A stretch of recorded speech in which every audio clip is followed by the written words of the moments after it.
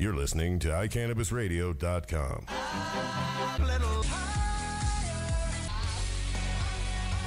front of a girl that has a vagina. Hey, good evening, everybody, and welcome to American Weed Realm Radio. Josh Stanley here, I'm your host, and I'm here with our Science Corner specialist, Jennifer Murray from CannLabs. Hello. And Chris Stubbs from CannLabs. Good evening. Welcome, everybody. I want to start out the show tonight by giving everyone an apology for last week's show. Last week's show was a little crass, and it was all the brothers and some crass video, things like that. We kind of strayed away from the science of really what we do, but I think it was good for my brothers and I to be able to come in and kind of let loose and play a little bit of grab ass, if you will. But this week we're back on track with Science Corner. We got Dr. Shackelford coming in a little bit later at the top of the show to do Ask Dr. Shack. We got some good questions for him and a lot of different things going on around the nation. We're going to tackle some current events as well. We've got a very special guest tonight. We have Sean and Chaz Moore. Chaz Moore is a very young. We also have a sick dog in here. 2 sick dogs in here. God. So bear with us as they moan and groan. Chaz Moore is a high school student here in Colorado. He was featured on the show that we were featured on with National Geographic, American Weed. And Chaz, a very courageous young man. You're going to get to meet him and hear his story and his fight with epilepsy. And finding medical marijuana to help him out has been a real blessing for him. So we're going to get started with Science Corner right now, and I kind of want to bring up a topic here. For those of you listeners out there, I'm not griping, I'm not complaining, but I do want to make myself clear enough on a lot of the requests that we get. I get probably 100 requests every month from people that live out of country, and I'm sure Jen, I'm sure Chris, that you guys see some of this as well. And whether they're sick or whether their child's sick or whatever the case may be, I want to make it real clear. I want to help all of you. My brothers, we want to help all of you. The Realm of Caring wants to help all of you. The only issue is that it gets a little bit touchy because we're a very high-profile case in Colorado because of the amount of people that we help for no charge and the positive results that these people get. And so it kind of puts us on the spot, and I want to let you know whenever I send you guys an email back saying that I'm sorry we can't do anything out of the state of Colorado, I mean just that, because we have a microscope on us. And if I could send you all of your kids' oil to all points of the globe, you know we would do that. That's what we live to do. That's the whole cause. That's what Realm of Caring is all about. And if I had the money, I'd move you all here to Colorado, and I would get you all on the oil at no charge. And we take care of you. So I want to kind of let you guys know that the consequences for breaking laws like that across country borders and even in the United States across state borders, for those of you that live outside the United States, is very very strict. And I don't personally, I don't look good in orange. And I don't want to call the top bunk for anybody. So I hope everybody understands that. Move to Colorado. We can all be one happy family. Go Broncos. Go Broncos. Sorry. I don't even know what happened in the game. All you have to know is we won. Did we win? Yes, we did. We've got quite the Sorry, we got to get back on science. win but record seriously. against the Steelers, actually. Most people don't Right. really know that. It's like 60-40-ish. Yeah. Awesome. And I like the Steelers, too, but when they come to head-to-head. I love Roethlisberger. Yeah, he's. I bet he'd real take you out if you let him. He's a real stand-up chap. Yeah. Oh, I'm sorry, everybody. I know. No, that's all right. Yeah, cut loose.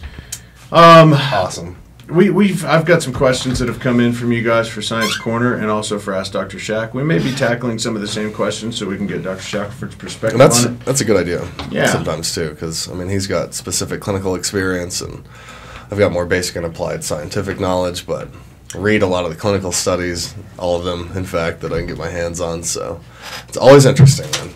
It is, and you know what would be really something is what I envision the science and the medical field coming together in this would be because there's really nobody in the United States that's doing this. Let's be honest about that for a minute. You don't have a medical doctor who solely devotes his practice to seeing patients, not recommendations, and not recommending them for a red card or this or that, or a prescription or whatever it is for marijuana, whatever state, but a doctor that actually follows up with patients and tracks the studies and their results, that follows up with their neurologists, that follows up with their oncologists, and really does these type of studies. That's really what the realm of caring is all about, and what we're trying to allow that time and that freedom and that pay for a guy like Dr. Shackelford to come in and do those types of studies. But it also goes the same way in the science department, in the laboratory department, because you guys spend a lot of time checking quantity and ratios and for pesticides, and I mean you Not do a lot yet, but I spend a lot of time looking at numbers. I mean, in fact, yesterday and today have been devoted to calibration studies and our percent errors and all that. You have to do this stuff from time to time, and today was awesome. We generated a bunch of data and did a bunch of calculus and algebra, and it's incredibly time-consuming, but we have to check ourselves, for any of this data to be relevant, and that's something that is a unique position that we're in here for Dr. Shackelford to be able to have numbers that actually make sense, and they make sense because we take the proper steps to stay in calibration. Stand on 2 feet is what I always say, and so that way we can share this with the world and help healthcare professionals everywhere understand the significance of what's going on. And that hasn't really happened before. When people think about medical marijuana, they think about, and largely they're right, they think about the person that says, hey man, I made this hash and I melted it into some oil, to some lotion, and I rubbed it on and it was incredible. Can be. And I know that it is, but at the same time, what is it? Yeah. Okay, when we give a patient, a ratio of oil for their cancer, and they say, well, this has worked incredibly well, which happens about 90% of the time, I'm happy to say. Whether or not it eats their cancer or whether or not it provides them a better quality of life, 90% of the time it's one or the other or both.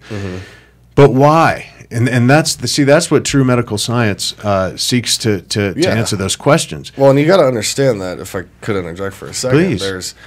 There's something to be said for the literature that does exist out there, and there's a lot of pointers and mechanisms, and it really does take some further basic science knowledge to get to the mechanism of action and all the ways that it can work in these different disease states.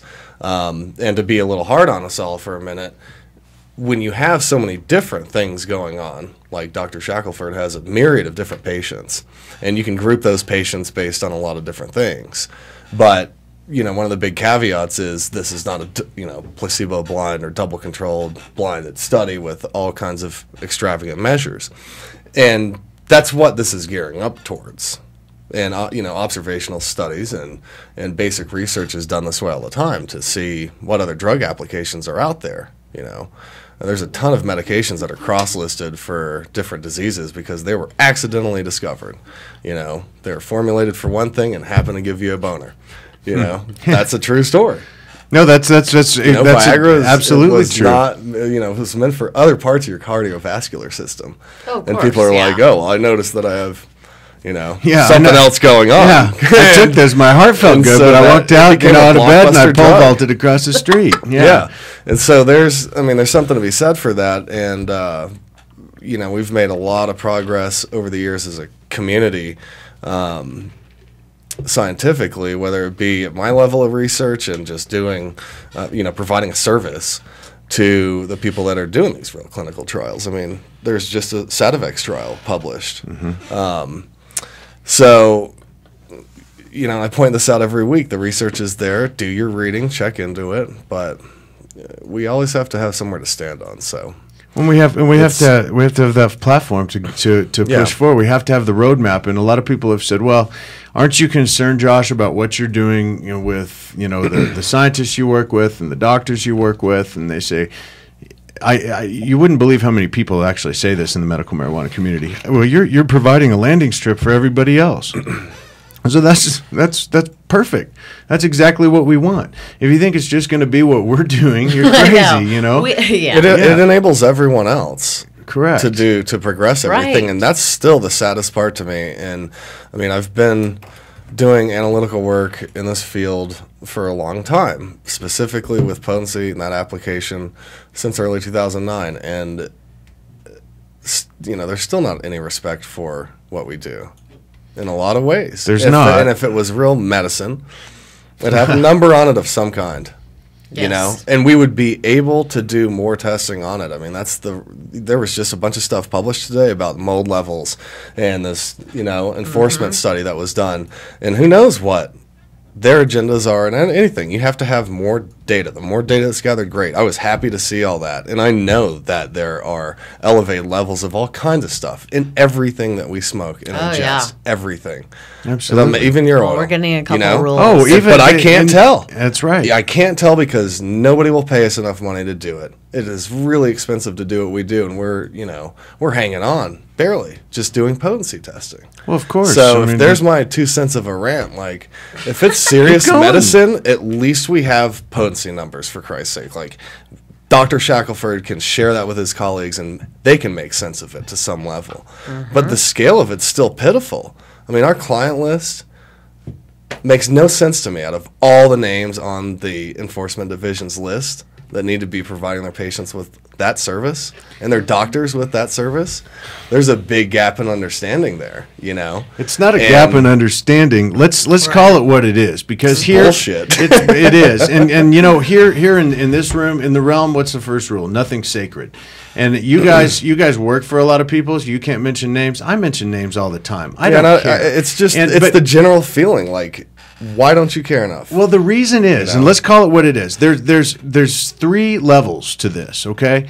And the first level, everybody understands. It's recreational marijuana, flat out marijuana, which, great. However you feel about that, that's fantastic. I personally believe all of it should be legal, not just marijuana, everything else, because the first got a time, lot tied up in it. The first minute you close something down, you've empowered it, okay? I mean, we can stand here in this room right now, and I could say, Chris and Jen, I tell you what, that door right there, you can go in and out that door all you want. Have at it. I mean, to your heart's content. This door over here, in and out as much as you want. But that door right there, no, don't go through that door. Guess what? You don't give a damn what's behind door 1 or 2. You're going to move heaven and hell to figure out what's behind number 3 because it's human nature.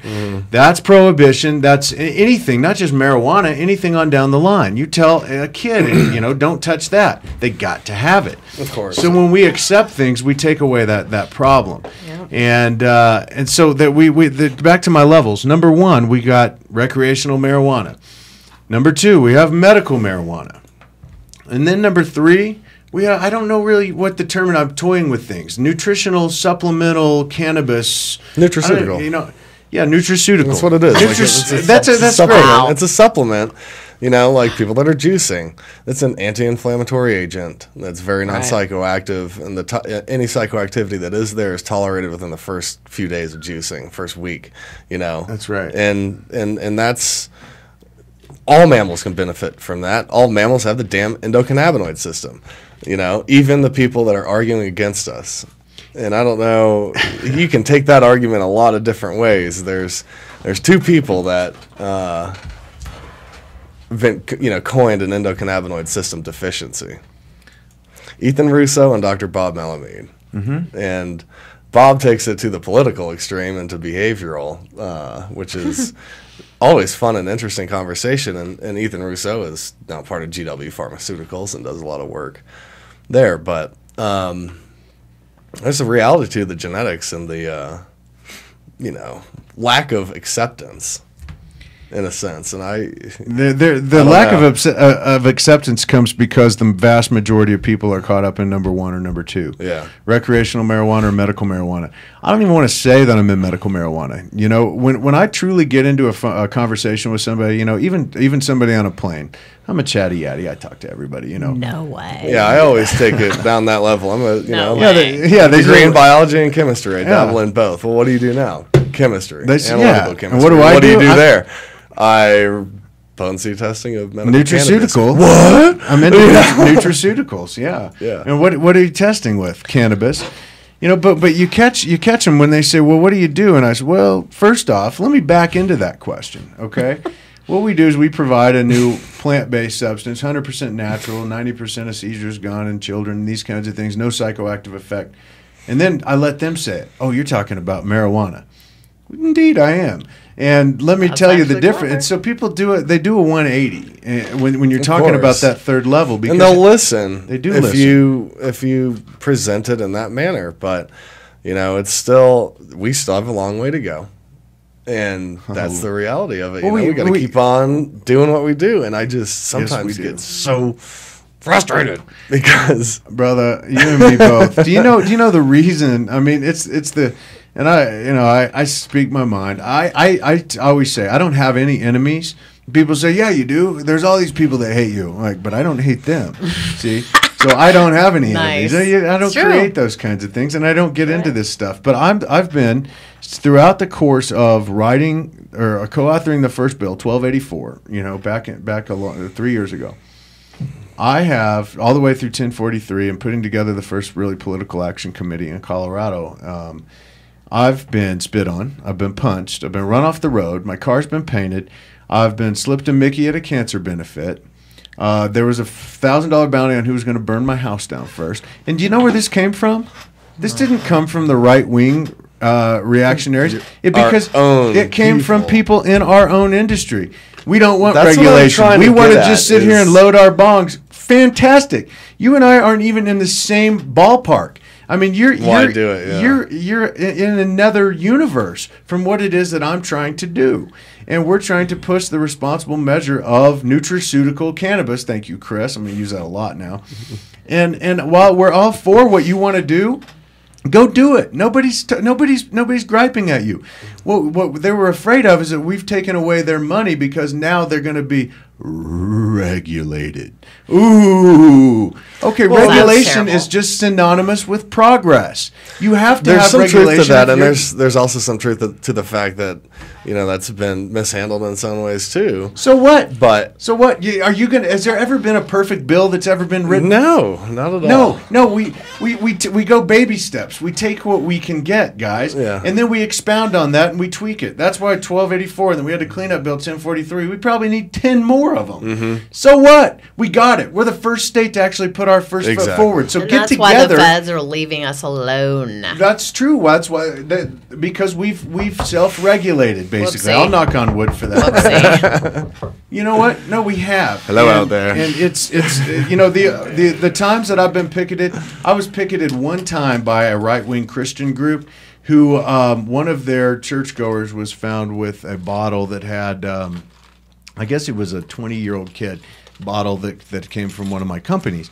And boy, they were on the stick, and here they come, and they're out marching and screaming at my building. This is a few years ago. So what do? Like I said, I have no enemies. I ordered them pizza and sodas and everything else. And then I went out with them kind of like Chevy Chase and Fletch Lives, and started yelling, wow, who is this son of a bitch? They look at me, and I said, I'm actually the owner. Are you enjoying the pizza I got for you?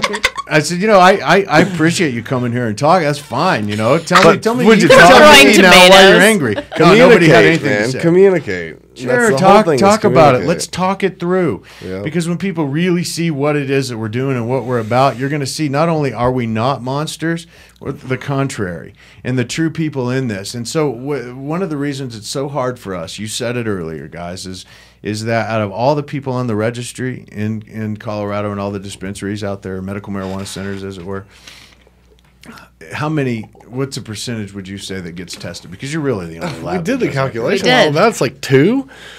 I don't know. It's like something 5. ridiculous like that. It's not that low, but no, it's probably 2 of the current. Well, how many names are on the list? There's like 800, right? Total? No, but now there's 200 dispensaries. Is there 200? So 200. There's probably 200. I was thinking total business now, names is where I was starting, but okay. So with MIPS, probably let's call it 4.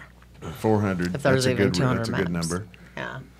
And you got about, what do you got, 12 clients? We tried to look for this the other day, too. Probably 10%. That's the problem, though. I mean, you still walking. It doesn't, our number is incredibly low, man. hello. Yeah, it's really low.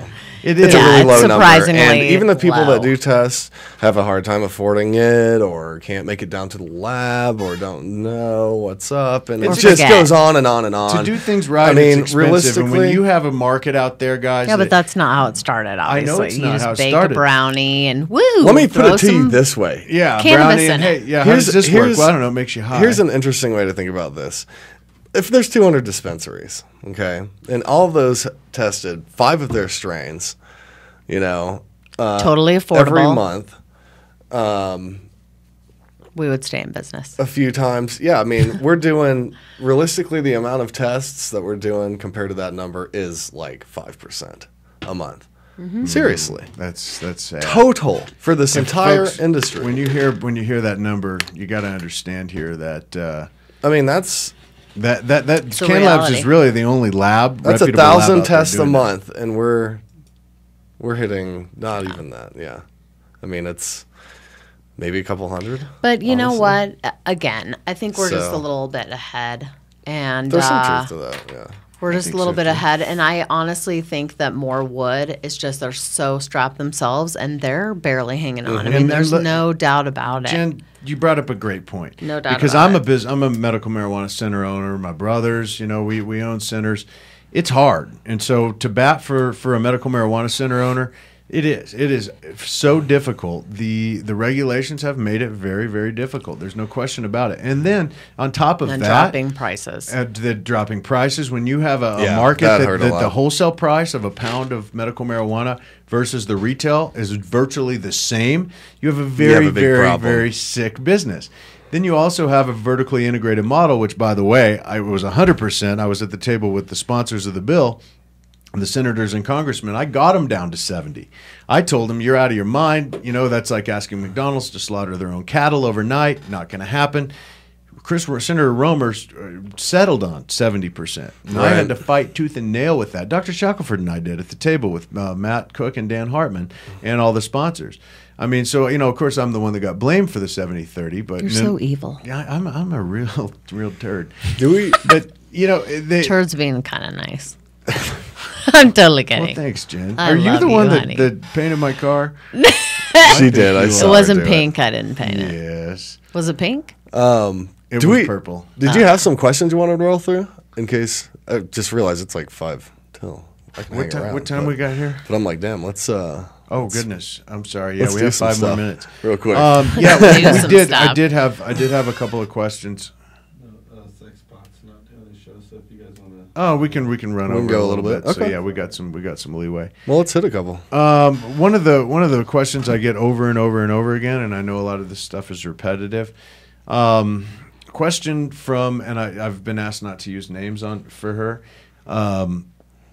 A question from this comes all the way from New Zealand, and this is a Dravet syndrome case in New Zealand. And New Zealand, they've been taking some at least measures in the government to kind of take a look at some of these things. The question is from them. Our producer Chris would like to go to New Zealand.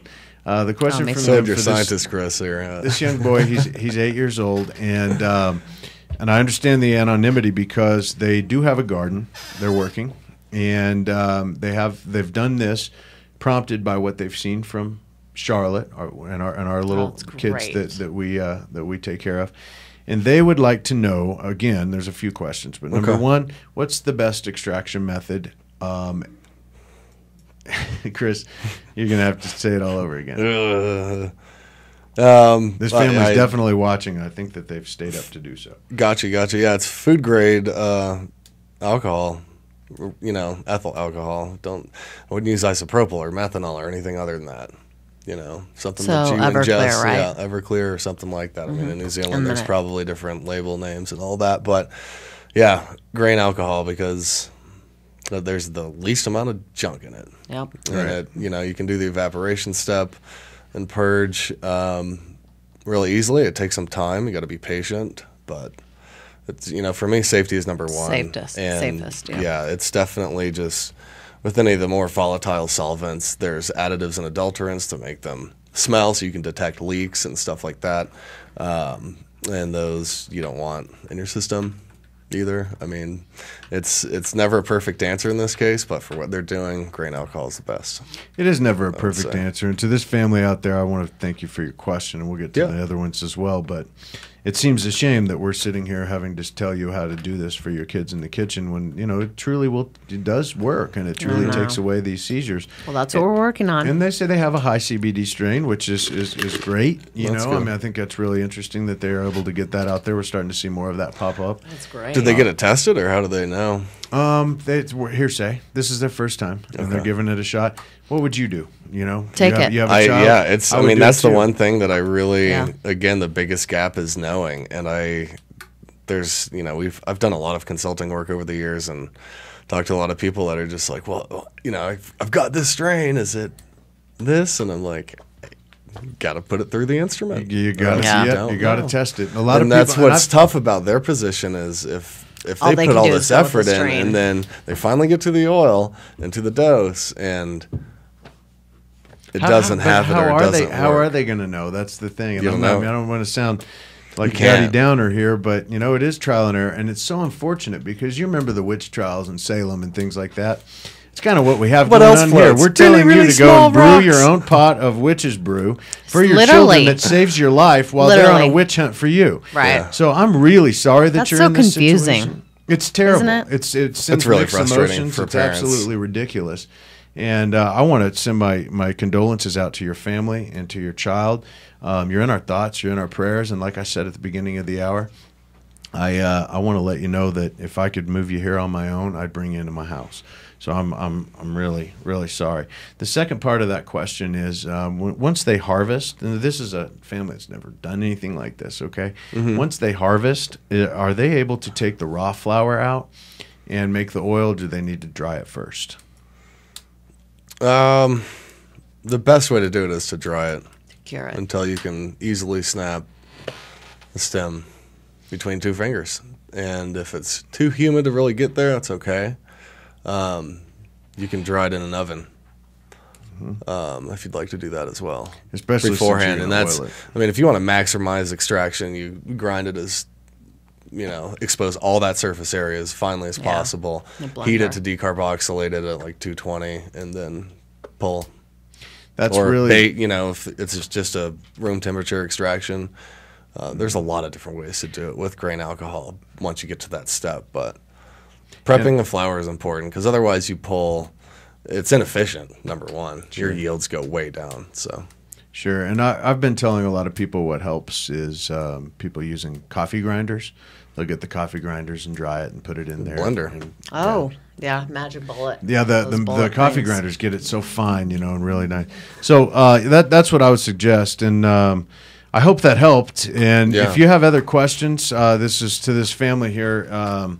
You have any other questions? Please send them to me. I'll do my best to address them in the coming weeks.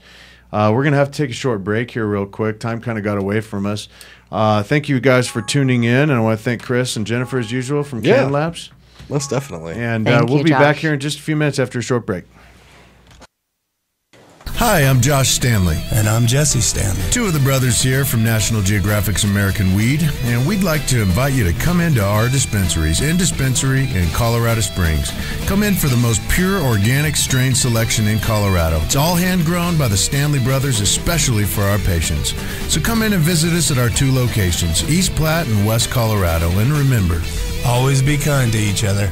The law offices of Edson, Maton, and Matz provide criminal defense, medical marijuana defense, and advice about setting up and running medical marijuana centers, optional premises cultivation operations, and infused product manufacturing businesses throughout Colorado. With offices in Denver and Aspen, we can offer assistance throughout the entire state of Colorado. Give us a call at 303-831-8188. That's 303-831-8188. Or visit us online at warrenedson.com. hi, Josh Josh Stanley here from National Geographic's American Weed. I'm here with my brothers, and we've just recently put together a foundation in Colorado to allow for cancer patients and other patients of debilitating conditions to be able to get a hold of cannabis-based oil that's just about free of charge. I've just about had it with seeing sick patients suffer needlessly just because they can't afford the proper medication. That's what the Realm of Caring is going to change. Visit therealmofcaring.com. The website will be complete and up on 4/20 of 2012.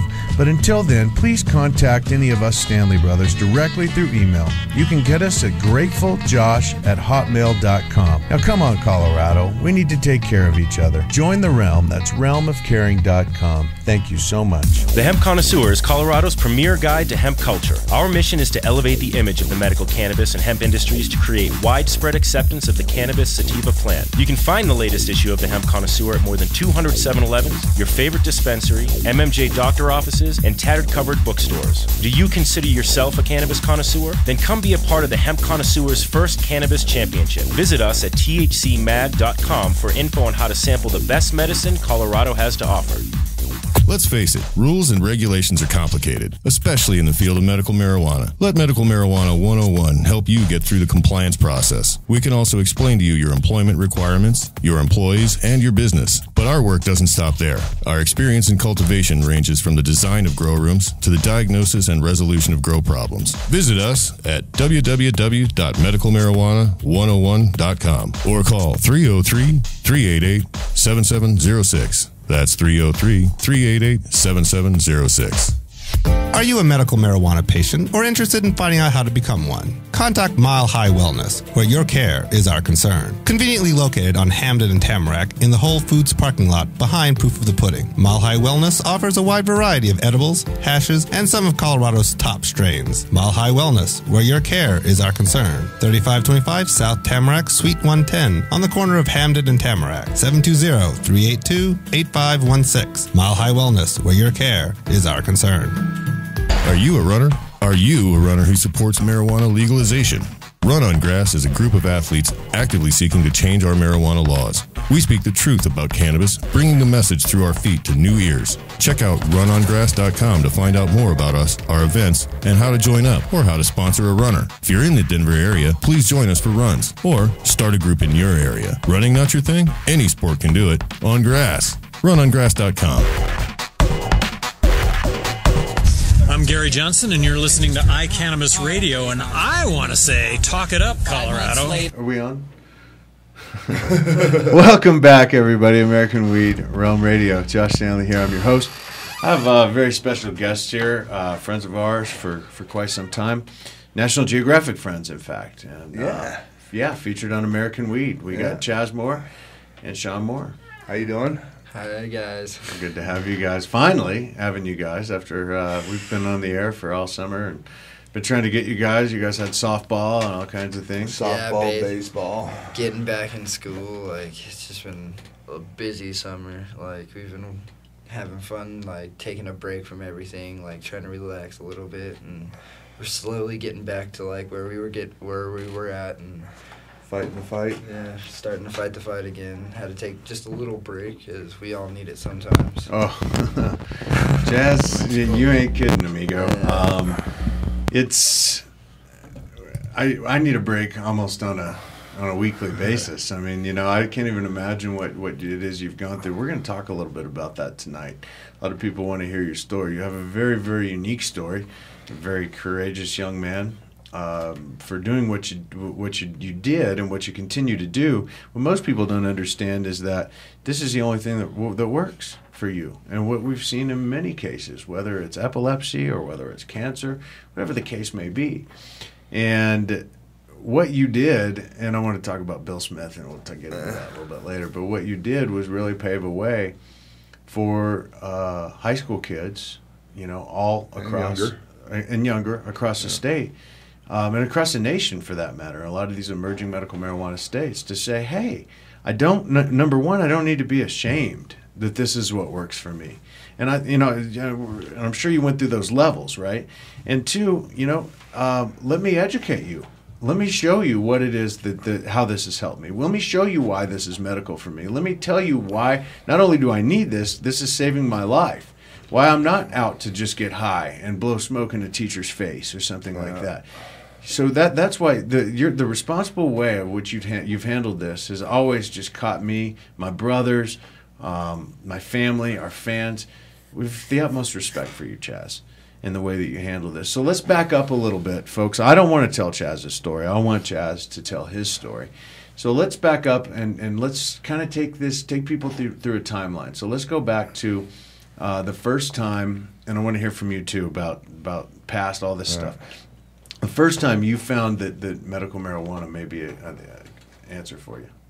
Well, actually, I was taking 16 pills 3 times a day, and still going in and out of the hospital almost daily. Me and my doctors, my dad, my mom, and my grandma, it was kind of the last resort thing, you know, like they didn't come out and tell us first off, like, hey, do you guys want to try medical marijuana? Have you learned anything about it? Like, no, it wasn't like that. It was like, oh, here, we can have you on this pill, this pill, this pill to counteract this pill. And then it was just a long list after that. Like, I had more pills than an old lady should have, you know what I mean? It was terrible. Did you say 16 pills 3 times a day? Yeah, 16 pills at the 3 age of times. 15. Not including his Valium and Xanax that he had to take for rescue meds.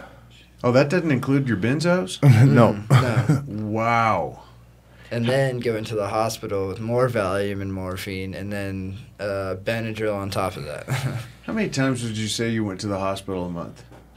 Oh, I could tell you. And we averaged anywhere from 3 to 9 ER visits a week.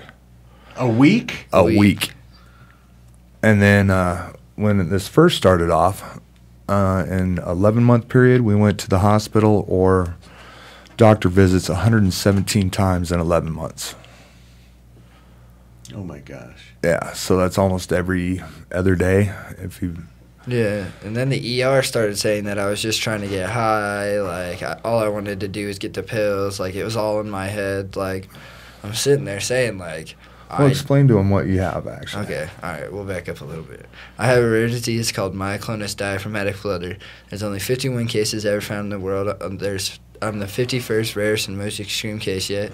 What happens is, like, you know the hiccups, right? It's like the hiccups, except for it goes a lot faster. It's like my muscles are all convulsing at once, and they're just, like, going at different times, like that really, really fast. So when I talk, it's all choppy, and you can understand. It's kind of like missing syllables, and it's kind of hard for me to say my cues because I'm pushing a little bit of air out and trying to say it, and then I got to catch my breath again real quick. But besides that, I've only like passed out a couple of times. It's like running. One of my neurologists told me that it was like running a 27-mile marathon. Every 30 minutes it happens. That his body goes through, his upper body. Yeah. And the stress levels that your body goes through? Yeah. Yeah, and like all my muscle movements and everything. Like it's like running a 27-mile marathon every 30 minutes. And basically what it is the nerves misfire somewhere in his brainstem, going down to his diaphragm, his chest, and his throat. So it was kind of weird, you know, and we'll kind of back up a little bit before we even started medical marijuana. While Chaz was in the hospital up here at Children's Hospital, I mean, for the 3rd time, I'm sitting there just freaking out going, you know, while he's, you know, passed out in the hospital bed and the nurses, I'm on the computer just researching, you know, because, I mean, he's such a rare case that there's no research on him. How old was he when he got diagnosed? 15. 15. Yeah, so about my freshman year. Yeah, his freshman year. But, I mean, it was crazy. So I'm researching and I'm looking up, you know, he's got muscle spasms, so MS. It's kind of like a seizure thing, so I'm looking up epilepsy. I'm looking up Parkinson's. And in all of them, medical marijuana kept popping up, you know, along with all these other drugs. And I'm like, we've already tried all these other ones. Let's try this. What's one more? And that kind of, you know, that was kind of freaky for a little, you know, because I didn't know anything about medical marijuana. I knew about recreational marijuana, but and then, you know, shoot, when he started this, that's all I knew was recreational. Now I'm like, wow, it cures this, it helps that. It's crazy. It's a whole different ball game, isn't it? Oh, yeah. And I was talking about this at the beginning of the show. You got really 3 levels. You've got your recreational, your medical marijuana. We're moving above and beyond that now. So Chris coined a great phrase, nutraceutical cannabis. And that's really kind of what we're getting into now. And Chaz, I have to apologize when I anytime I talk about you or whenever I say, "Oh, we got a special guest up here," I can never get the name of what you have because it's only 51 cases. So I just say it's kind of like an epileptic seizure or something like that. Yeah, except for it's not in the brain. It's like I said, it just misfires somewhere in his brainstem. Right? Yeah, the cortex. Yeah. So I've read all about it, read all about you. I just still can't. I don't know how to describe it. It's just so bizarre. The closest thing we came up with is hiccups on steroids, but it's that would be the only thing that you could comprehend of what it's like. It's mostly found in horses and cows. Yeah. And When I googled myoclonus diaphragmatic flutter, I saw like 1 or 2 pages on humans, and then it went to horses and cows, and they just put them. They'd put them down. So. Did they? Yeah. That's how Mr. Ed died. Yeah. Yeah. Yeah. So yeah, it's kind of weird. I mean, I'm like, I don't want to put them down. But okay. What I want to move on. What fascinates me so much about your case, and we just had a wonderful guy just step in with us. So welcome here, Dr. Shackelford. How you doing, Doc? Good. Have a seat, buddy. Join us. Okay. We're just kind of going over Chaz and his history, where he's been. It's a fascinating story to me because of what he's had to endure. Scrutiny and the getting kicked out of school. Getting kicked out of school. So tell us. I'd like you to tell us about the whole. It started at the beginning. Okay, you're 15. You found that medical marijuana works. Were you ashamed at all? Were you embarrassed at all that this is what you found that worked for you? We were not embarrassed, but we were. As you can tell, he's going. Yeah, but we didn't really want any of the high school kids to know because we were like, maybe they will ask me to buy weed for them or go to the dispensary. But when the kids found out at school, it wasn't like, hey, can you go buy me weed, or hey, can you go get me this? It was, why didn't you just sue the school? And you could have been out of school in a big house. Why not? And I was like, I didn't want to take away from anybody's education because I'd feel bad. Totally. Chaz, why don't you take a break for a minute? And folks, Chaz is having an episode right now, and it's terrible that it's happening. Do you mind? Do you want to go medicate real quick? Yeah. Please do, and come back. Folks, you saw it right there firsthand. Explain what's going on there, Dad. Basically, from his hips to the bottom of his skull, everything that makes him breathe is going into these massive spasms. Kind of, I don't know, it's just kind of really weird to watch. I mean, his chest goes crazy, his throat goes crazy, and his stomach goes crazy. And he uses pretty much everything but the suppository. He uses oil, flour. He uses the rub a lot, especially after bad days like the last 2 days. He'll put the rub on his chest and throat and everything that's sore, and it helps him out. So, I mean, he can actually function through life instead of when he was on all the benzos and all that other crap. He'd have an attack like this, and he'd be, down for a day or two trying to recuperate just from, doing 25, 30 milligrams of Valium. A day? Oh, yeah, just in IV. Well, now you may have already talked about this, but first, what's the condition called? Myoclonus diaphragmatic flutter. Okay. Don't ask me to spell it. That's all right. I don't think I can spell it. Now, and what are the implications of it? What are the risks? What does it do? What are the potential outcomes? Is it potentially life-threatening? What's going on here? Does it make it impossible for him to function? What does it do? And what are the implications of the condition itself? The implications are, he's passed out a couple of times from basically hyperventilating. Hyperventilating or inability to breathe? Hyperventilating. Okay. Kind of a combination of both. His oxygen levels never got dangerous low, so they're not too worried about it. And with Chaz, on most people, it's one side of the diaphragm or the other. Chaz is both sides, his whole chest muscle and his throat. So it's really kind of, they can't do any surgery because they'd have to put like 4 pacemakers in there to operate all the nerves they'd have to deaden. So. And what are the conventional pharmaceutical treatments that are offered and that he has used? Oh, everything from anti-seizure medicines, Parkinson's disease medications. Those actually worked really good for a while, but just like everything else with Chaz, everything works great at first and it quits. So he's failed lots of different prescription medicines. Well, medical marijuana, you know, we have to change strains with him.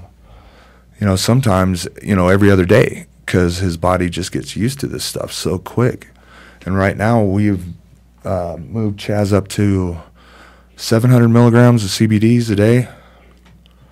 And 700? 700. Wow. Well, you know, there's a biphasic effect of cannabis, mostly looking at THC, but other substances probably also. And the question is more necessarily better? And we don't know the answer to that. See, I don't know either, and I'm thinking that maybe it's time, you know, to do it like a niacin flush on his body and try to clean it out. Well, niacin doesn't flush anything. Sorry. It doesn't? But, you know, there are. Have you discussed it with the neurologist? Have you mentioned his marijuana use to treat this? And what do they say? She knows all about it. She loves it. She loves the whole idea. She would have actually gone on to American Weed with us, but the legal team at the hospital wouldn't let her. So the neurologist is fully supportive of using marijuana because she knows that everything else has failed. Oh, yeah. Okay. Everything else has failed. I mean, I even have usually carry around a letter of medical necessity from her. That's really encouraging to hear. Yeah. Yeah, that's what we used to get into my new school, actually. Yeah. So, folks, Chaz has joined us again, and it was that quick. Okay, he walked out of the room, he medicated, he came back into the studio. That's that. Yeah, and these used to last half hour, 48 hours straight. Exactly. You know, on conventional medications. Wow. Now, how long typically does this effect last, Chaz? Depending on the day, like usually when I have a higher CBD level in my body, like it could take anywhere from 3 to 4 hours for my body to start feeling like, because I can start feeling the attacks come on, like my body starts to jitter a little bit, and then like the jittering gets worse and worse and worse, and that's how I know when they're coming on. And like I could probably sit there for another 2 hours after the 4 hours that the medication goes away before my body like completely starts going into the seizures. So you might get 6 hours of benefit from this one dose. Yeah. Well, when I take my dose, I usually do the edibles first, and I usually try to eat up to 175 milligrams of THC, and then I use the cannabinoids. I do either anywhere from 2 to 3 milliliters of the cannabinoids. CBD. The CBD. Sorry.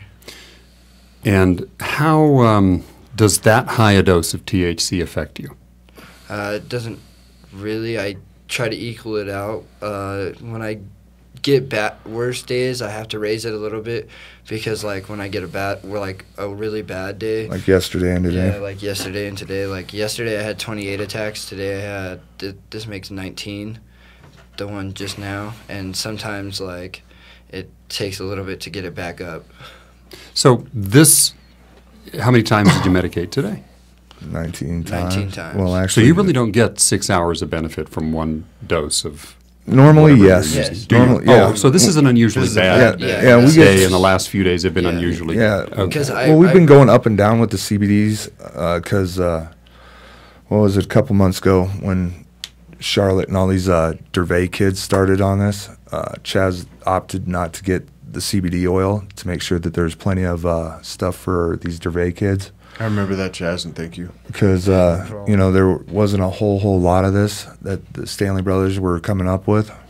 And what effect or what happened when you changed and kind of stopped using that much CBD? Well, see, we got a syringe full of it, a couple weeks ago. Yeah. That went bye-bye. Got another one like last week, and now that went bye-bye, so... Yeah, usually we try... It's hard to, you know, I just know for like 2 months he was doing all right. Then we got another syringe full of it. He's doing really good. And then when that went bye-bye, it started going downhill. And then now we're kind of going back downhill again. Have you been able to get any more of it? We're waiting for this next batch. Well, then it's, everybody is waiting for this next batch. I tell you what, it's once this next batch comes in, it's going to be a big one. Yeah. And we stockpile this, as you know, Chaz, for the kids and for you. And we make sure that you guys are taken care of first before we go and we do trials or anything else on any other types of disease. So I want to let you know it's coming. We're working really hard. Oh yeah, can't make them grow any faster than they want to. I wish we could. Do you notice that does the CBD blunt the THC effect? Do you notice that? Of course, you've kind of adapted a bit to the THC. Yeah, I adapted to it, but like. If I have it, like, say I had a really bad day and, like, my day started to get better and, like, I could feel it in my body, like, if I did half of the syringe, so if I did, like, 5.5 milliliters of the syringe. And what's the concentration in the syringe? Per milliliter. No better. On the CBD? Yeah. I think typically 30 to 1. Yeah. And I just take 5 milliliters of that, and then, like, I could go back to school. Like, I feel totally normal, like, my body feels like a little bit shaky, like I just took like a vitamin or something. Like it just feels a little jittery, but that's about it. So we keep hearing that CBD blunts the THC effect, so that there's not as much of a high, quote unquote, right? The psychoactivity is blunted by CBD, and that seems to be the case, at least in your experience. Oh yeah, definitely. Because I mean, before we started, when me and Chaz started this 2 years ago, I mean. I went through the CannLabs thing that says, CBDs helps this, that, and and THC and THCV, and I'm going to these dispensaries going, look, this is what happens with my son, and I want stuff with this, cannabinoid, CBD, THC, THCV, or whatever, and they'd look at me like, huh? It didn't exist back then. No, and now, I mean, you're seeing, you guys into it, you're seeing, Chiba Chew's coming out with a high CBD Chiba Chew now.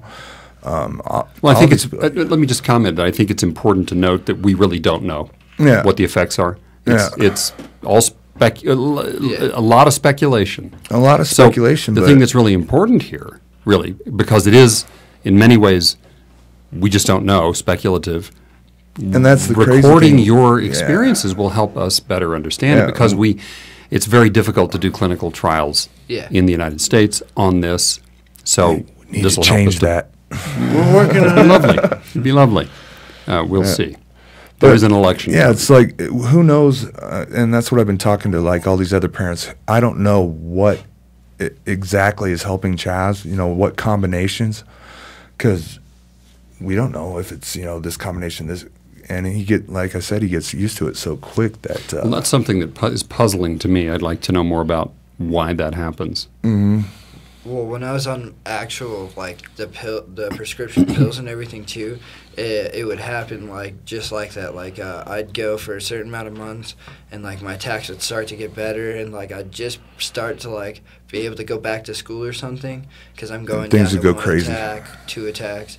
And then everything would just wipe out and go crazy again. And then we'd have to switch all the meds again. But, of course, we've also seen that with the seizure activity that others And that's why we kind of, with Chaz being so rare, we stick with, we try to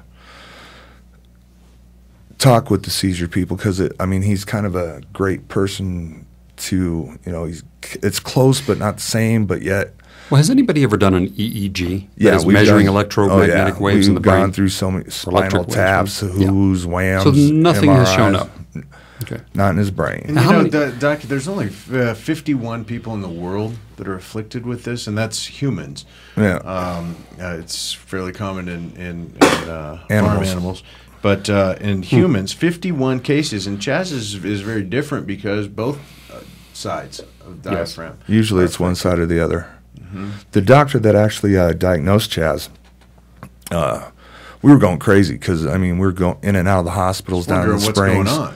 Yeah, nobody knowing what's going on. And finally I'm like, I'm getting on all these people. And finally an allergist told us, go up to National Jewish, and we go up there and just we go through the procedure of, you know, having him checked out, and the doctor's like, well, okay, and we're like, oh, great, another doctor that doesn't believe us, and, you know, just as we're getting ready to leave, Chaz starts having an attack. And it's like, oh. And the doctor looked, walked out of the room, came back in, and within less than 2 minutes, that room was just filled with specialists. He had a case 20 years earlier of a girl that they were almost going to institutionalize her, thinking that she was crazy because of this. Yeah.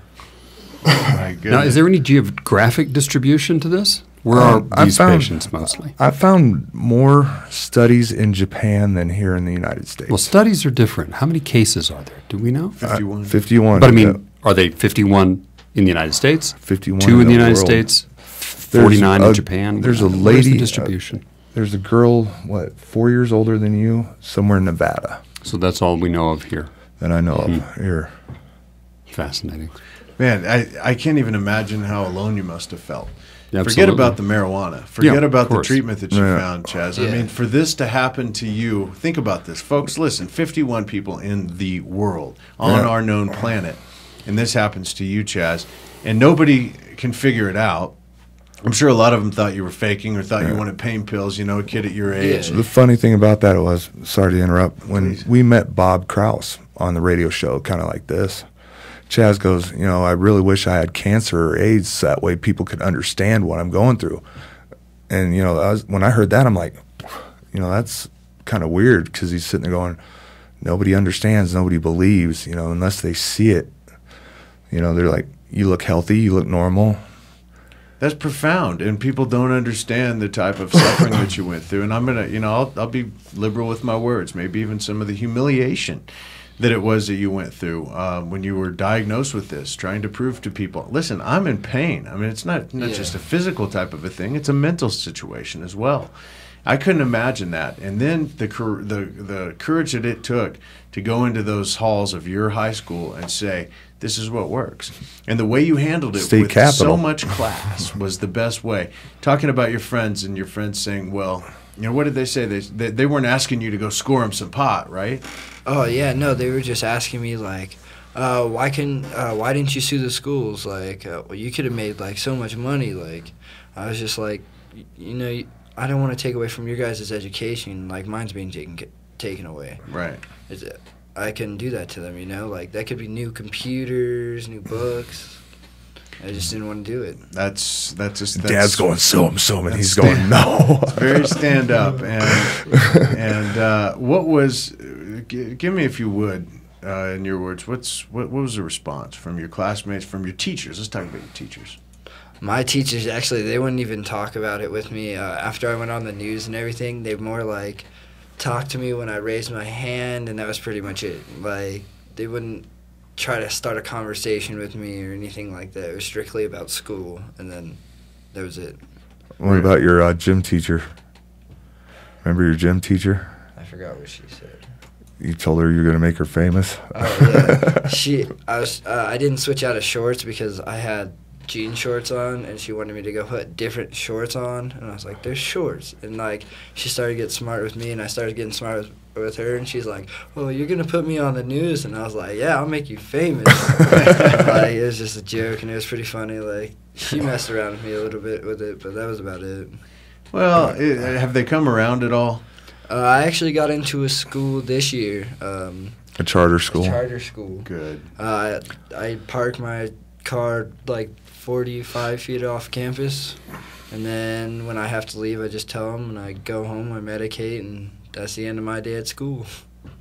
So basically the same as I was doing it before I got kicked out of the other school, but this school now knows all I'm going through, like what's happening, and they're actually letting me go, and I'm keeping my grades up. Like, I got 2 awards in the first 2-3 weeks of school. Awesome. Yeah. Congratulations, man. Yeah, because I sat through school for 6 hours. Yeah, he's actually doing his homework. His grades have gone up. Wow. So how many people were kicked out of that first school for taking Percocet or Vicodin or Valium or any of those other medications? Tell him the story.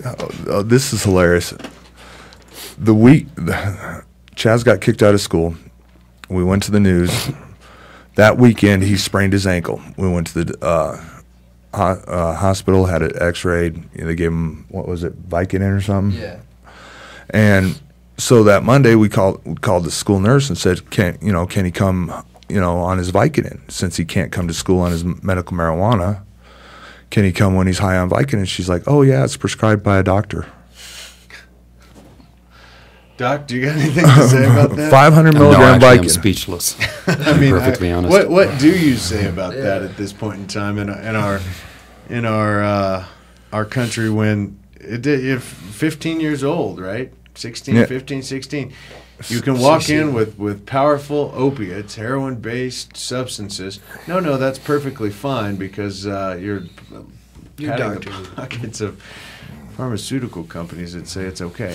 That's as opposed to something that's 100% natural. I remember when this was happening, okay, and I was living here and following the situation as well. And I remember just getting, absolutely angry about it. And I want to applaud the Colorado Springs Gazette because I think that they've really painted this in a right light. Colorado Springs Gazette as being in a place like Colorado Springs, which is very, very conservative. Oh, yeah. They're either marching or they're praying down there. And the Gazette is an independent voice, that steps up. And I think that they presented your case fairly well. And from what I'd seen. And then the news sources, the TV sources, I wasn't too happy about the way that they handled some of those. I think the best one that did the TV was up here at 9 News. They did a really good story. Yeah, up here. Yeah. And then Independent did it too. Yeah, the Colorado Independent. They had some really they're the good ones stories. that actually broke it. Those are good friends of ours. Yeah. So, yeah, it was kind of it's been an interesting ride. All of a sudden, I went from being a dad to an activist overnight. Isn't that funny how you got jumped into it? Oh, yeah. I thought I was just going to come in here and help a few people and sell, medical marijuana, maybe find some discoveries. And then I meet people like you. And same thing with Doc here. I think he'd say the same thing. I've met thousands of people with serious afflictions. Oh, yeah. So it puts you in that column of, I don't call myself an activist. I call myself an educator. But regardless, splitting hairs on that. Chaz, I would like to have you. What would you tell a young boy or girl your age, between the ages of 15 and 18 years old, that there are many that this works for, and many that are ashamed to even talk about it? What would be your words to them? To come out and tell your story. I mean, people can't make fun of you for what's going wrong with your body. I mean, they might have illnesses and disease that they don't even know about that medical marijuana could cure them, and they're just trying to pick on you for a reason. Like, you're sick, you can do a lot of things no matter what. Like, I got back in school and I'm trying to finish out high school. Like, I'm a senior that's got freshman credits and I'm going to graduate next year, and I still use medical marijuana. Did Marinol ever come up in discussion? Oh, yeah. I giggled like a 15-year-old schoolgirl. Oh, it was terrible. Yeah, all he did was giggle, and it didn't help anything. Yeah. It got him higher and high. Well, that is a report, actually, that Marinol is not particularly well liked because it is so psychoactive, as opposed to cannabis itself, botanical cannabis with the other 107 or so physiologically active compounds that seem to have different impacts on the THC effect. Yeah. So that's a very revealing experience. That we tried Marinol. But it is prescription. Oh, it yeah, is prescription THC. Yeah. But that would have been acceptable to the school? Oh, yeah. That was more than acceptable. Even though you sat and just giggled. Yeah. That's appropriate. Yeah, it's from the school's perspective. That's remarkable, isn't it? Yeah, and I was like, did you tell him what the lawyer said from school? Oh, no. When I first got kicked out of Sierra High School, they told me that the lawyer told me and my dad that my eyes were red, I was smelling like pot, and I was giggling. And at that time, all he did was edibles. So I was sitting there and I was asking my teachers. Little hard candies. Yeah, I was asking my teachers. I was like, "Have I ever looked high in your class? Have I ever smelled? Have I been a disruption?" And all my teachers were just like, "You barely even talk in my class. Like all you do is answer the questions, do your work, and walk out." I'm like, actually, to be all honest about Sierra High School, the principal and the nurse were very receptive when we went in, and we were honest with them that Chaz was a medical marijuana patient, and this is what we need to do because of the laws. Because a nurse can't give out medical marijuana. You know, you can give out Valium at school, but you can't give out medical marijuana. You know, it's not like we were asking to smoke a joint in the bathroom for him. You know, but we told him this is, you know, he needs to leave school. We'll come pick him up, or he has to walk if we can't pick him up. They were great. Well, all of a sudden, somebody down in the administration building heard about that, and oh, hell, he can't come back. He's going to have internal possession, and he's going to be reeking and a disruption. And that's when all hell broke loose. And they even say you smell like it, your eyes are bloodshot, and you're eating hard candies, right? So you couldn't possibly. And folks, this is the ignorance that goes on out there. This is why we call ourselves educators, actually. Yeah. This just presents an opportunity to open and shine a light on these types of things. I mean, it literally in Colorado, just this year, during the DUID hearings, Doc, you remember this? You guys might have remembered this. The police officers were convinced, and they're checking people's tongues when they pull them over because they want to check and see if their tongues are green. Because they know that they've been smoking marijuana. Well, it's in the handbook, and that's the thing that's striking. It's in the handbook that it's in there. That if you and therefore they're assuming that information is correct. And to my knowledge, and I don't know everything about this by any means, but to my knowledge, there is no such effect whatsoever. So that exactly. No, looks like a normal tongue to me. The only time my tongue turns green is drinking green beer on St. Patrick's Day. Yeah, drinking green beer, or drinking or looking at a green lollipop or something. You know. When that hot alien chick. Oh yeah, that's right. Yeah. Here's another thing Chaz did. Remember the edible ban? Remember the edible ban they were trying? The edible ban. The edible ban. Sure. Chaz actually spoke to Levy, right? Claire Levy. Claire Levy. And the night before that was supposed to go in front, and she changed it because of Chaz's story. Yeah, Claire's an astute congresswoman, and she listens. And I heard about that, and I wanted to, if I hadn't thanked you before, thank you now for it. Congressmen, they get led down a path. You mean all elected officials? Because Claire Levy actually is a state rep rather than Congress. She's a congresswoman. No, she's a state representative. Yeah, representative in Colorado, not in Washington. She's not in the Congress. She's a legislator. A legislator. Just to be correct. Okay, well, I've worked with Claire forever, and she calls herself congresswoman. I mean, representatives are congressmen because they have their Congress people are elected to serve in Washington. Jared Polis in the United States is a congressman. Jared Polis. Okay, well, Representative Claire Levy. Yeah, Representative Levy. Okay, yeah, exactly. Okay. Sorry, I don't mean to be nitpicky, I but call them all congressmen. If they're in if they're in the House of Representatives. I call them congressmen. I'm sure they appreciate If they're in the that. Senate, then I call them senators. That's correct, yeah. Yeah, well, Nonetheless. So about Claire Levy's amazing. Let's put it that way. And she's open. She listens. As many times as we've sat down with her, and she started out saying, "Nah, I'm really not going to go down this path. I'm not going to listen to it," especially with the edibles and things like that. To see her do 180s like that because she actually listens, that's what a representative does, because they are a representative of the people. They work for us, and it was good to see that. Oh, yeah, it was crazy. Chaz is getting phone calls from, all these legislators, Yeah, here he is. Yeah, When we had fighting that edible ban, do you remember what they had up when we were testifying in the judiciary? Captain Chronic and all those things. And I said, where the hell are you finding those things? Oh, we got them from California. I'm like, and where are we at? Are we in California? We've tried to take measures to not do what California did and be responsible, and we haven't had the opportunity to show ourselves, and I think we're showing ourselves now in a very responsible nature, and I'm proud of the direction that we're headed. And Chaz, I'm proud of you, and I want to thank you for coming on the show tonight.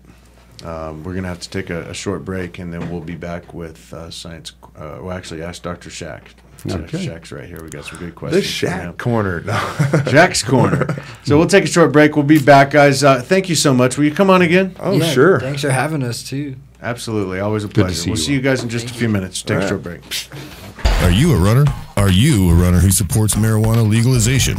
Run on Grass is a group of athletes actively seeking to change our marijuana laws. We speak the truth about cannabis, bringing the message through our feet to new ears. Check out runongrass.com to find out more about us, our events, and how to join up or how to sponsor a runner. If you're in the Denver area, please join us for runs or start a group in your area. Running not your thing? Any sport can do it on grass. Runongrass.com.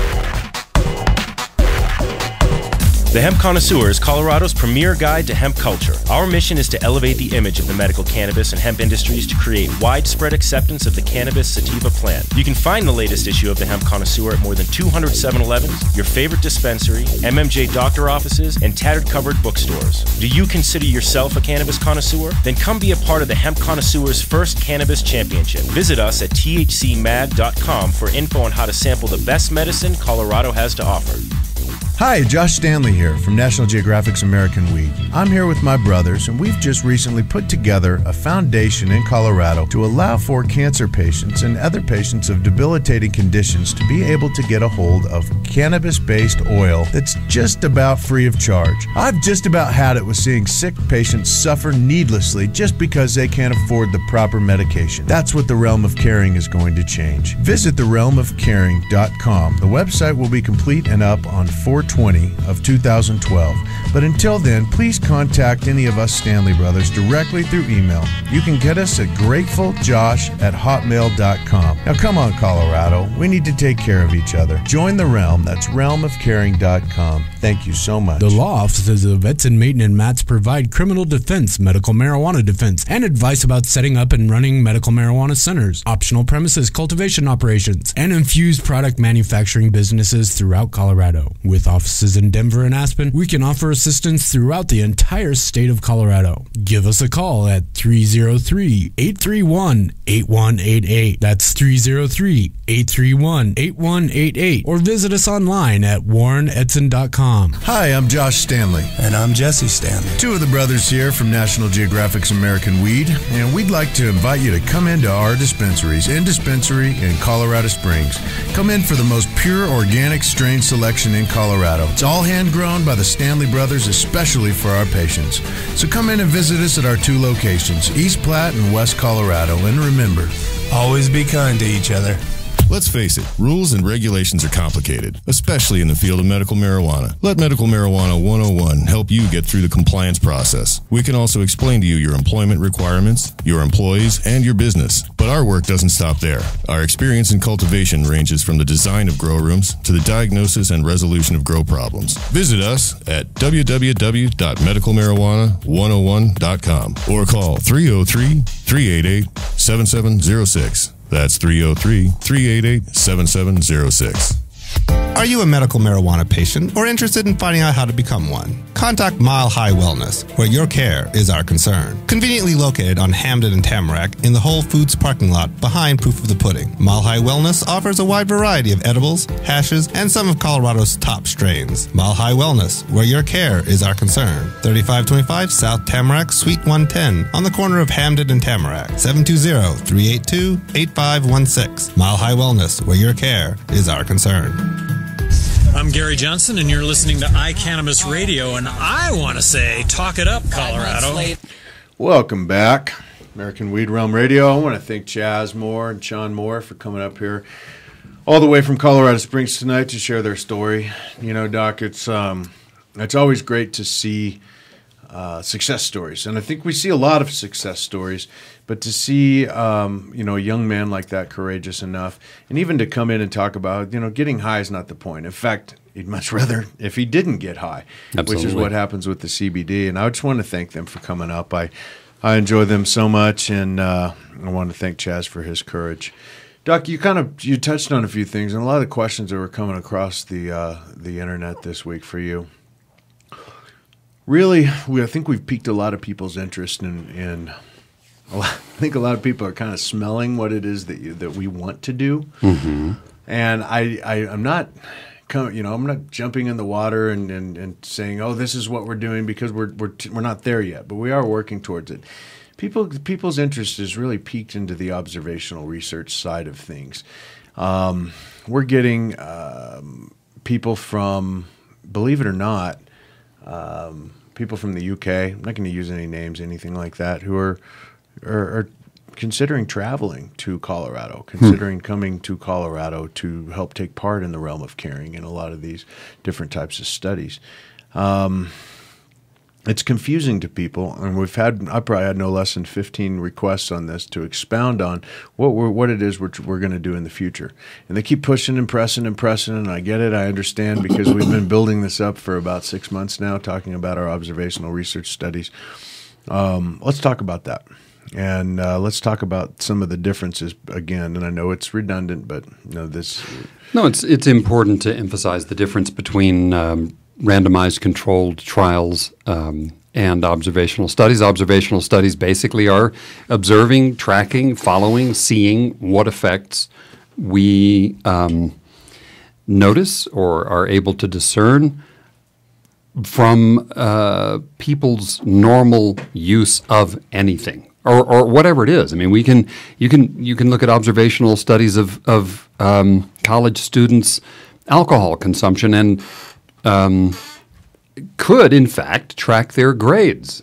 See how much they drink, whatever it is they drink, and have them complete questionnaires, and then see what, if anything, transpires. The big difference, really, is that you're not actually giving them the alcohol. That is an interventional study. When you observe without intervening or in any way directing what's being done, now you've got an observational study. And that's it's much, much easier to do interventional studies with anything, frankly, but marijuana. It's odd. I don't really understand the policy behind that, but typically Schedule I substances are less easy to research in an interventional way, where you have a subset or a group of subjects who will use one substance and then the other group will be given something else, and you'll track the differences in effect. That's an interventional study. If somebody, for example, is using marijuana and not being given marijuana, but we observe the effects on either their disease or some other medical condition, now we've got an observational study. Okay. I hope that kind of clears it up for you folks. And then the next logical question that we continue getting asked, and I know why you're asking this, and we talked about this at the beginning of the show with Chris and with Jen from CannLabs. And Chris, Jen, myself, I think, Doc, I think we all kind of get to the point where we are we're frustrated because we all get kind of lumped into this medical marijuana crowd or this group, right? Where they find that about 5% of the total dispensaries or medical marijuana centers in Colorado are actually doing even testing, okay, on the products that they're giving medically, right?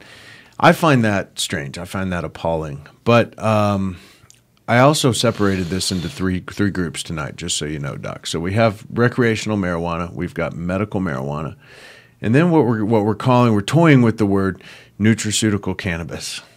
Okay? We're trying to figure out what that other platform is, what we can call that, because what we're doing and what we're looking to do in the future, and I think what our listeners are doing and the serious people that have illnesses and have diseases and conditions, they really want to know, what can I do besides smoke this bowl? What can I do besides smoke this joint? What can I do besides take this hash or eat this brownie? And we're really working on that. We're trying to get down to the bottom of how we can quasi-standardize certain types of ratios and certain types of plants that can go and attack these diseases. Right. I think the use of the term nutraceutical, though, is ill-advised. That's fine to talk about it. Well, nutritional products, right? And then you're combining nutritional. That's what the Nutra part but of that is. I think this is nutritional in this. I disagree. Let's come up. That's great. I know. We just need to find a term. We got to find a term because I'm sick and tired of saying we're in medical marijuana because it's become a farce. It's become a joke. In many ways, it has in perception, but I think it's a question not of. I think that needs to be attacked, if you will, the perception. See, I'll disagree with you there because I think they've gotten too far down on a slippery slope. I think that you've seen all California and Colorado, and you've seen all these places jump where people abuse the term medical marijuana. But those are 2 of 17 states. So but the question is, seen them all.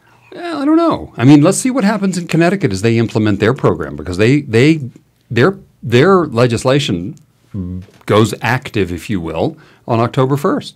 Is it October 1st? Mm-hmm. And now nothing's in place yet because everything has to be. It has to go into effect before there can be dispensaries or growing operations or anything else, and none of that is there. Sure.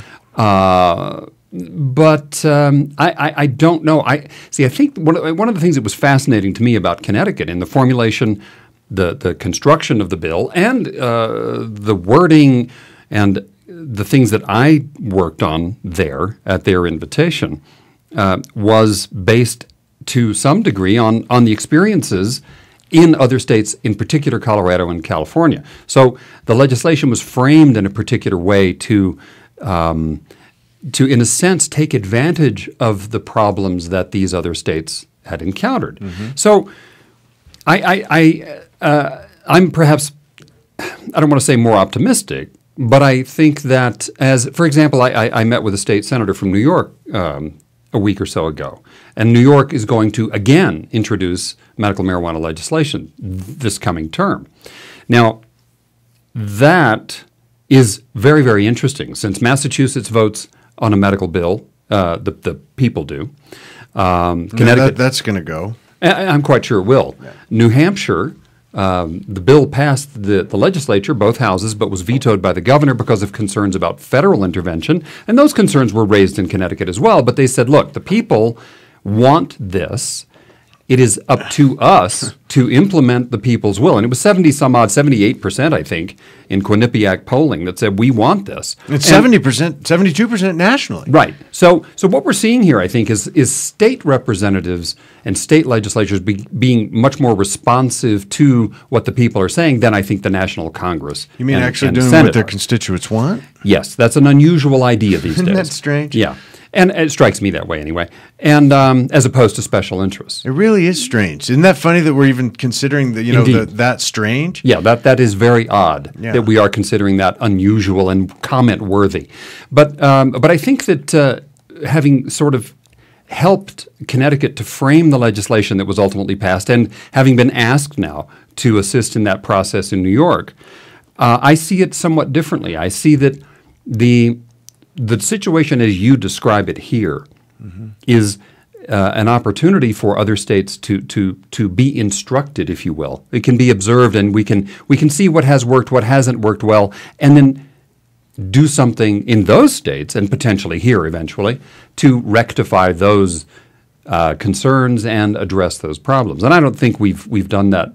We were on the road to doing that, I think, quite well in Colorado, and then that, of course, has changed. You couldn't be more right about that. I mean, Colorado, for all of its weaknesses and all of its downfalls, what we've done is we've set a precedent. Indeed. Okay? With 1284 and what we did in 2010, to come in and say, I think 1043 as well. 1043 was a cleanup to that, but just to get 1284 to get that passed. Yes. I mean, I was brought into the governor's office, attorney general. It was it's privately, and it was said, you either get this passed or we're going to come prosecute you and shut you down. So, well, okay, you need rules and parameters around this. So let's do this because I think and people crucify me for this all the time, but whatever. I think regulation is synonymous with progress. Oh, I agree. You have to have guardrails on something before you can figure out what it is that you're studying and which way you're going with it. Well, I would push for these states like New York and Massachusetts and probably all 50 states, or maybe 46. I mean, there's still a few. Wait, they're talking about this in Alabama, and it is on the ballot in in Arkansas. Yes, So yeah, that's very, very interesting. That's exciting, right?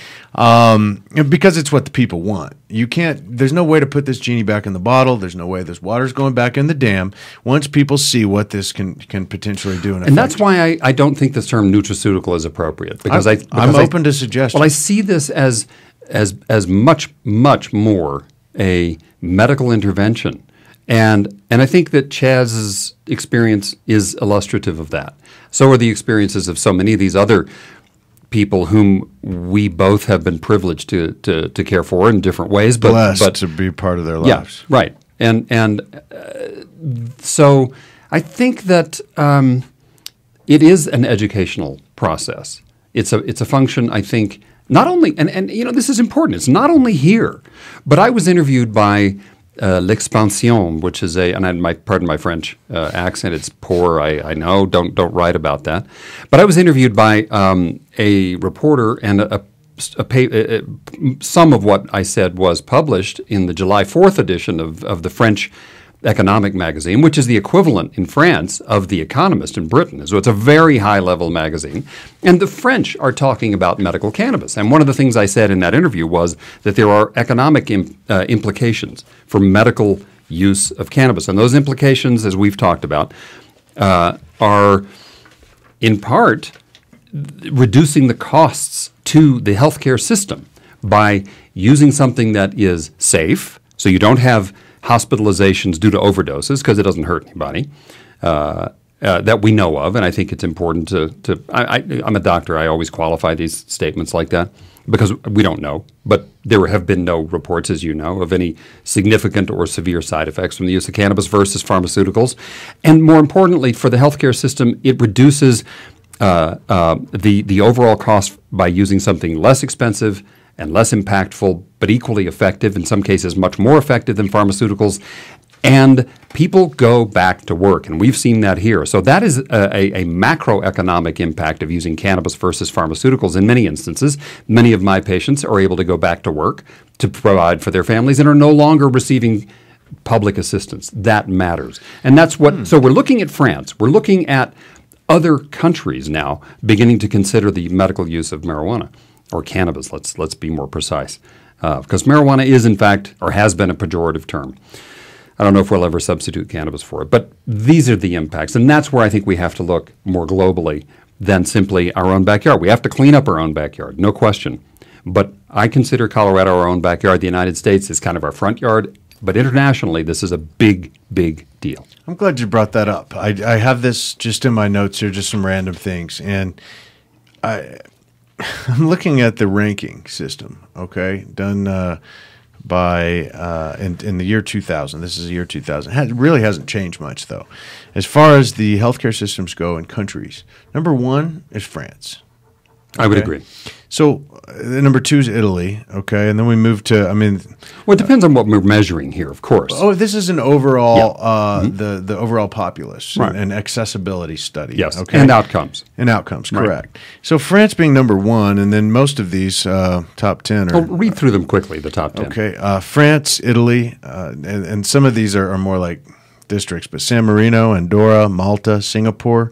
Spain is number 8 or 7. Oman, crazy. Well, Austria, Japan, Norway, Portugal, Monaco, of course, which I thought would be number 1. Greece, Iceland, Luxembourg, Netherlands, United Kingdom. Where's the United States on that list? Let's see, where are we? Too far down the list, right? Number 37. Yeah. Okay. Yeah. Now I'm not sure what they're actually measuring. We're right behind Costa Rica. We're behind. We're behind Saudi Arabia. Okay. Well, we've talked about this in some respects. We're behind Colombia, folks. There are, if we look at other measures, preventing death from treatable causes, Canada's number 7. I'm not sure who's above that. We are 19th out of 19 that were surveyed. Cuba is ahead of us in infant mortality. That means more babies die in this country than in Cuba. Yeah. And this is all scandalous stuff. We let 100 and some odd thousand people die every year from treatable causes. So it is problematic across the board. But France is, in fact, doing an extraordinarily good job. So let's talk about the ramifications on that. And I know we're running over time, but we don't have another show tonight. And Chris, are we okay? I want to talk about this for a minute. The reason, and this, I find this fascinating, and I've heard this from several people that used to be in government in the European Union, and we'll take France, and we'll take Italy, and we'll take Spain, and Greece, and Austria for the top 10, and Portugal. They have a system that covers what they call the top down, okay, or the government of the European Union typically pays for the health care of their citizens. It makes more sense for them to want to pursue an alternative form of treatment. Now, we're not talking about ginkgo biloba or St. John's wort or anything like that, right? We're talking about medicinal cannabis.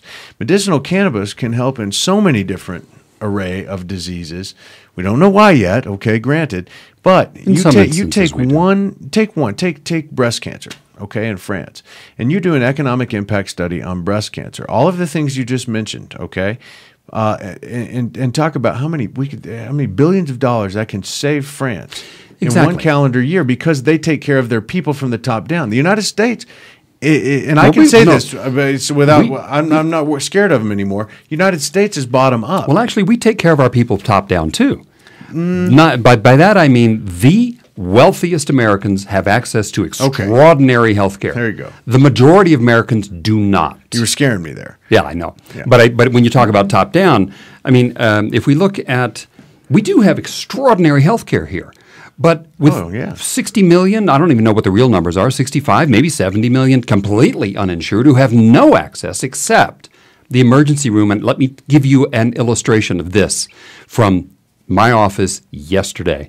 A woman came in, I'm not going to be more specific, who had been cursorily seen at a major, one of the major Denver Medical Center emergency rooms with an open, suppurating, infected breast cancer lesion, was sent away with a bandage and some antibiotics. Now, she had, it was a new lesion, and she has no access to healthcare. Now she's going to go. This is the argument you hear. Well, everybody can go to the emergency room. Okay, you can, and you show up and you wait. I hear from my patients. I don't care whether it's rehab and they've been in a car accident and they're put on a gurney in the hallway and wait there for 7 hours as long as they're not bleeding to death. This is not healthcare.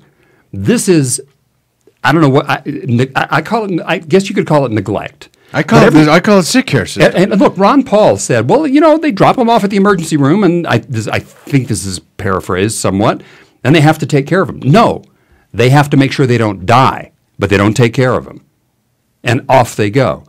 It was astonishing to me during those Republican debates. I don't care who the constituency is, Republicans or Democrats, but when you hear about somebody who took the risk, as Ron Paul said, by not having insurance, and the question was, should we just let him die? And everybody in the audience would say, yeah, let him die.